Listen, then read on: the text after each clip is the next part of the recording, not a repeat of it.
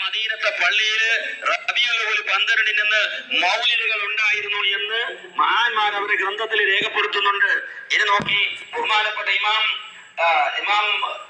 ഖസ്വലാനി അദ്ദേഹത്തിന്റെ മവാഹിബുല്ലദിനെ നോക്കി വലാ സാല അഹ്ലുൽ ഇസ്ലാമി ഇസ്ലാമിലെ ആളുകൾ മുഅ്മിനീങ്ങളായിരുന്നു മക്കയിലും മദീനത്തും എല്ലായിടത്തും യഹ്തഫിലൂന ബിശഹ്രി മൗലിദിഹി അലൈഹി സ്വലാത്തു വസ്സലാം നബി സല്ലല്ലാഹു അലൈഹി വസല്ലം തങ്ങളുടെ റബീഉൽ അവ്വൽ മാസത്തിൽ വലിയ ആഘോഷങ്ങൾ നടത്താറുണ്ടായിരുന്നു.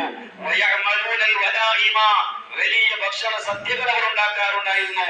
വയതസദ്ദഖൂന ഫീ ലയാലിഹി അന്നത്തെ രാത്രികളിൽ അവർ സദഖ ചെയ്യുകയായിരുന്നു. വ്യത്യസ്തമായ സദഖകളെ കൊണ്ട്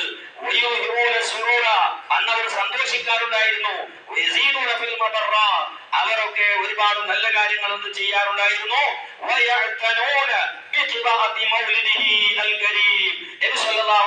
തങ്ങളുടെ മൗലിദ് ഓതാറുണ്ടായിരുന്നു എന്ന് ഇമാം ഖസ്തലാനി അദ്ദേഹം വഫാത്തായത് 923 923 വഫാത്തായി പോയി ഇമാം ഖസ്തലാനി. മക്കയിൽ ജീവിച്ച ആളാണ്, മക്കയിൽ നിന്ന് ഇസ്തിഗാസ നടത്തിയ ആളാണ് ഇമാം ഖസ്തലാനി.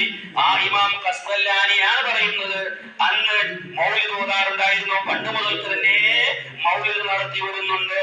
അതൊക്കെ നിർത്തിയത് സൗദി അറേബ്യ അക്രമമായി വഹാബികൾ പിടിച്ചു നിർത്തിയതിന് ശേഷമാണ്. മനസ്സിലായില്ലേ? അപ്പൊ ഇല്ല എന്ന് പറയുന്നത് അത് ശരിയല്ല.